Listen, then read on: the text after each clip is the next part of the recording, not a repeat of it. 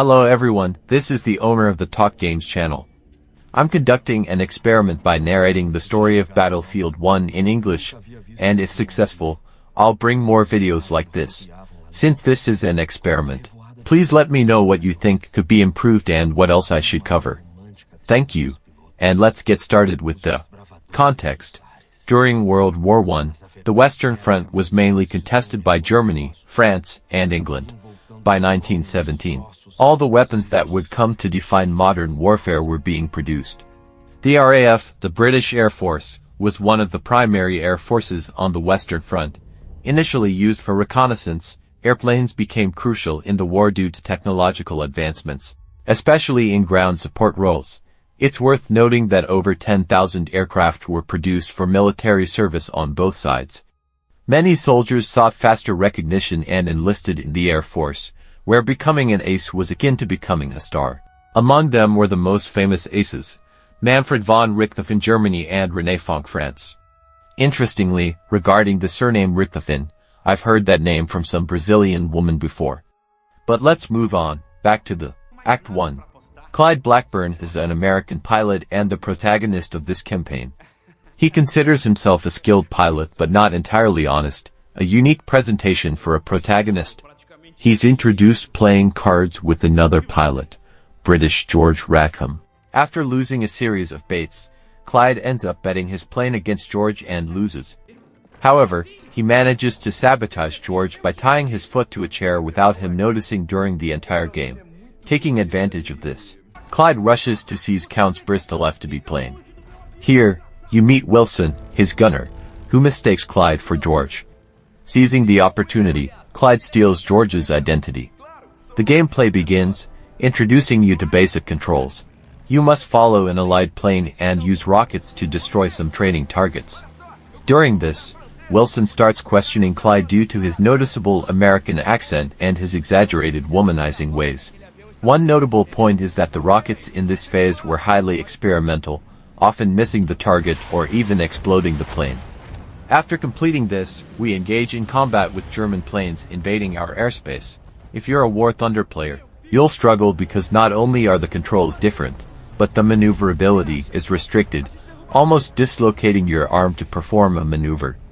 After a grueling battle with the planes especially hard on your arm, Clyde decides to pursue an enemy plane against Wilson's wishes and discovers a strong enemy presence among the mountains. At this moment, Wilson takes a photograph to show to headquarters, and Clyde, as George, promises rapid promotion and high honors for their heroic acts if they continue working together. Wilson requests one condition, that Clyde promises never to abandon him. Act 2, back at headquarters, miraculously, Wilson manages to keep Clyde as his pilot and involves him in an offensive against the newly discovered stronghold. In this offensive, you must destroy anti-aircraft guns, which is incredibly risky, especially for aircraft, and then protect Allied bombers to the stronghold. The main issue here is that Wilson is the worst gunner ever. Many times, when you slow down to maneuver the plane, enemy planes end up hitting your tail, yet Wilson still manages to miss his shots, ensuring the passage of the bombers to the enemy stronghold, which is very challenging as you're still not fully proficient with the controls, leads to a cutscene. During the cutscene, we are shot down by enemy air defenses, surprising absolutely no one. Act 3, after being shot down, you crash behind enemy lines on the German side.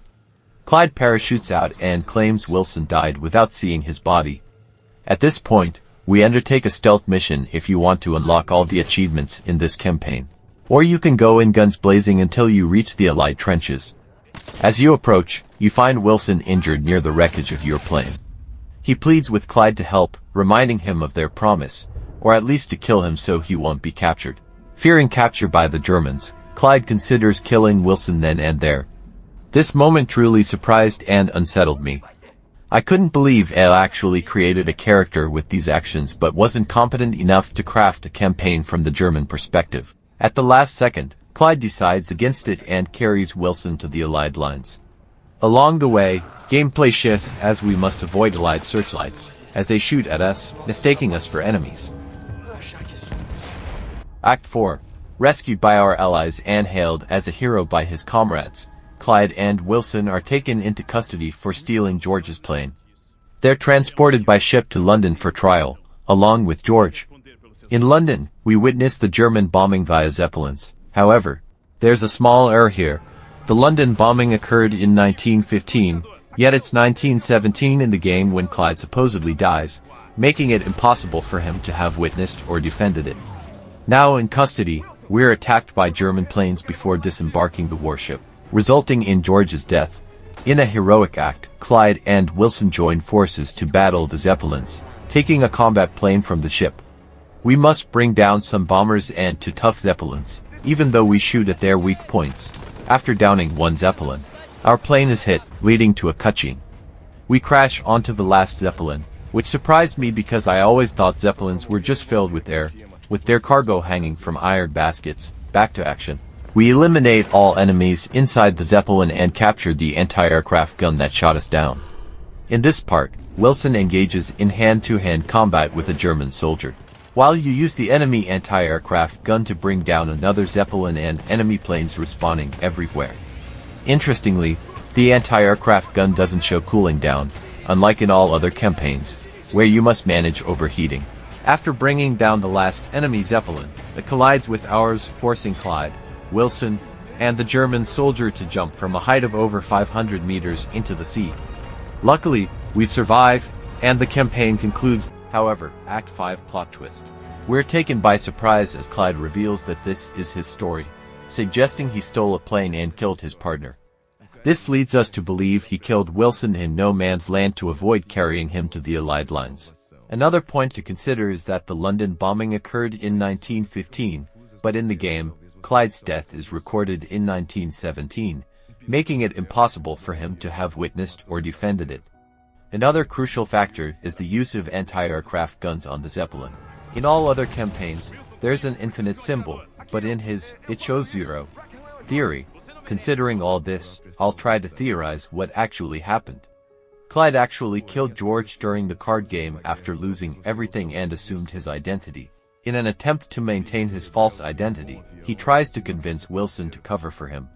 Throughout the training phase, he promises Wilson women and quick conquests in exchange for helping him rise quickly in military ranks. However, after being shot down near the stronghold, he actually encounters Wilson and, to eliminate the only witness to his crime, kills him.